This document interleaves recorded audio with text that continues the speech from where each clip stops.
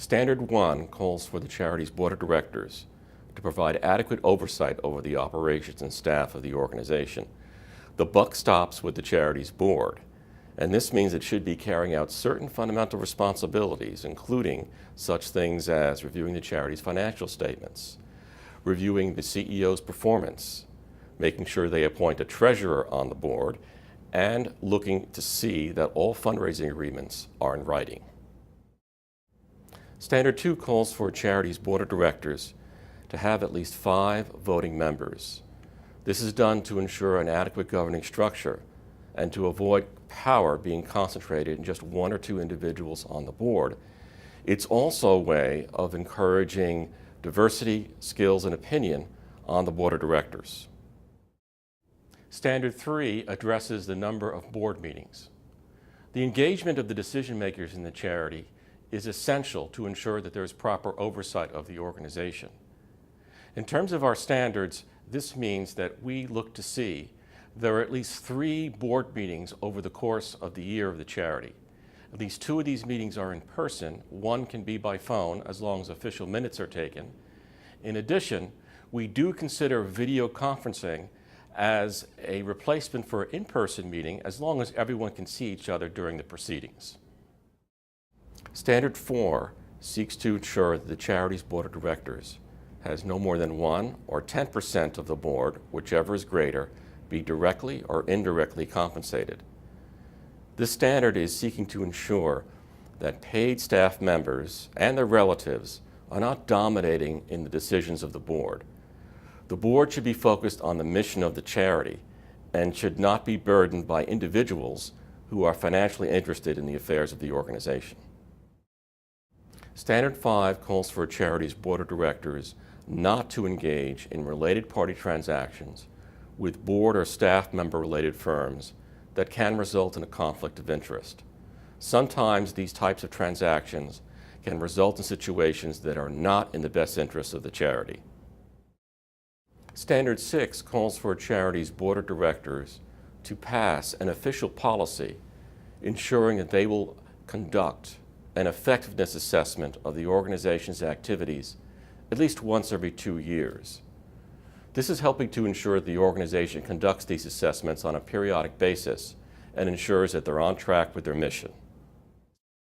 Standard 7 calls for the charity to provide its board of directors a written report on its effectiveness, also sometimes called results reporting or impact, to ensure the organization is on track with its mission and also to recommend any future actions it needs to take based on that information. Standard 8 addresses program service expenses. This standard seeks to ensure that a majority of the charity's expenses are being directed to its program service activities. At a minimum, we hope to see that at least 65% of the charity's total expenses is spent on its programs. This is a threshold standard, which means that if a charity spends more than 65%, that's fine, as long as they meet that minimum threshold. And we also do consider extenuating circumstances in applying this standard. See give.org for additional details about how we apply it. Standard 9 addresses fundraising expenses. It takes money to make money. This standard seeks to ensure that total fundraising expenses do not exceed 35% of the total contributions raised by the charity in the past fiscal year. We do consider extenuating circumstances in applying the standard and see the text of the guidelines online for more information. Standard 10 addresses accumulating funds. Research has shown that unless told otherwise, donors are going to expect that their current contributions are going to be addressing the charity's current needs. This particular standard is seeking to address the issue of charities that are creating an unreasonably large amount of reserve funds.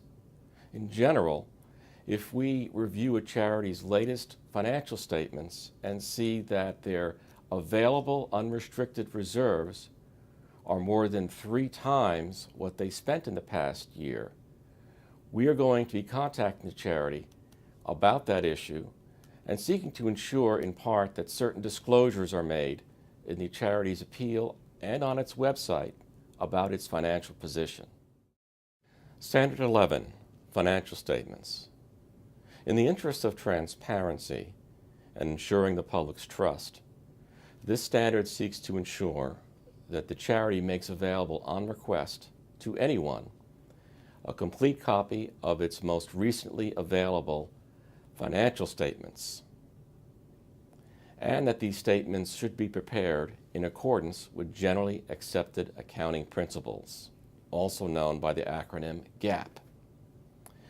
When the charity's total revenues are $500,000 or more, these financial statements should be prepared by an outside auditor who renders an opinion.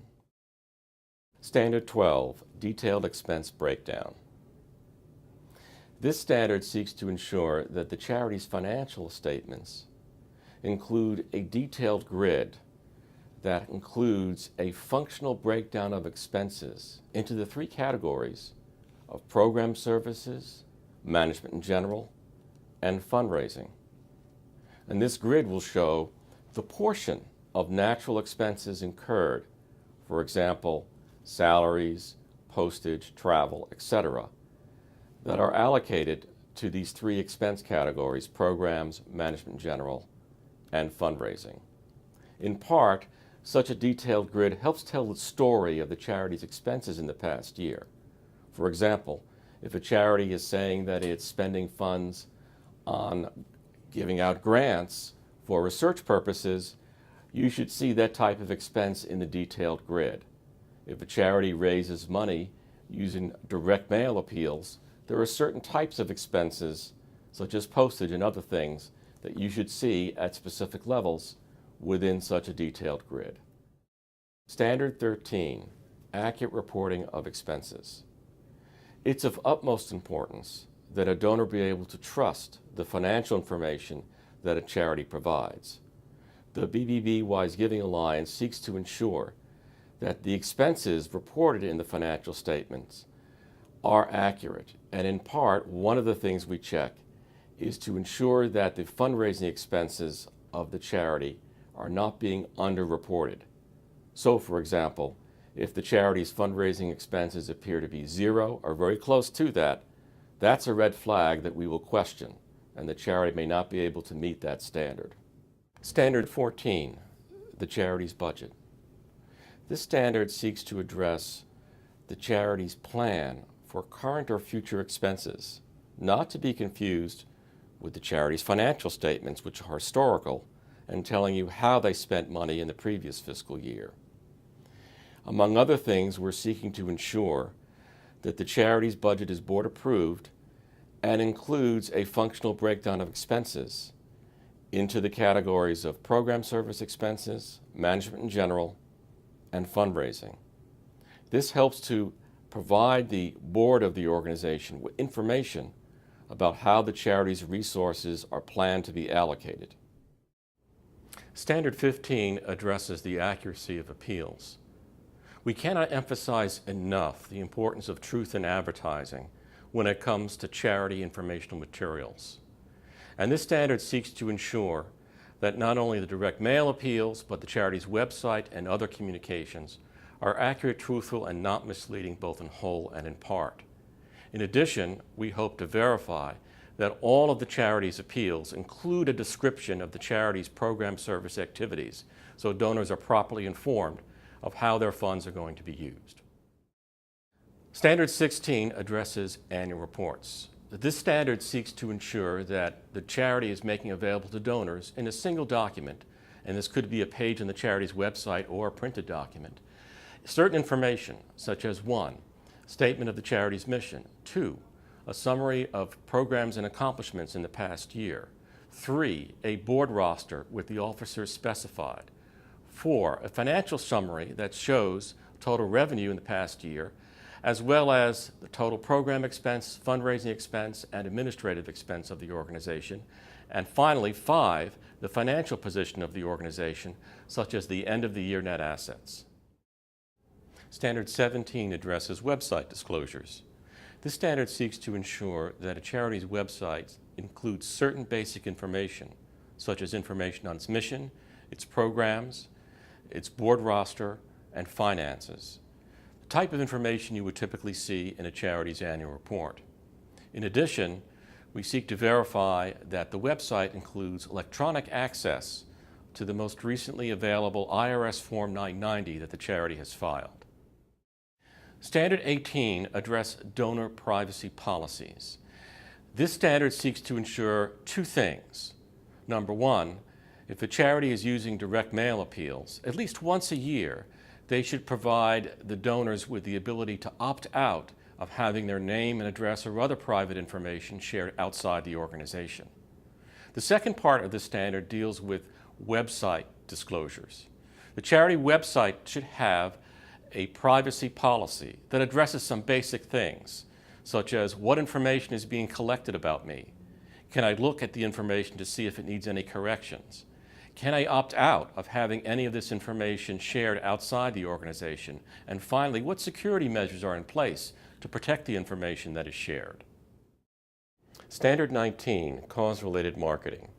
If a charity is engaged with a corporation in which a good or service is being sold in the context that its purchase is going to benefit the charity, then this standard requires that the promotion include a disclosure that specifies the actual or anticipated portion of the purchase price that will go to the charity, and if applicable, the term of the campaign, such as the month of October, or any maximum or minimum guarantees that the charity will receive in terms of the donation totals.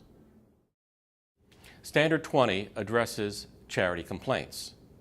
Complaints are not common among charities since they're not selling things, they're asking for a donation. However, we do get complaints from time to time about such things as wanting to get off the charity's mailing list. This standard seeks to ensure that the charity is responsive to all public complaints brought to its attention by either the BBB Wise Giving Alliance or local Better Business Bureau.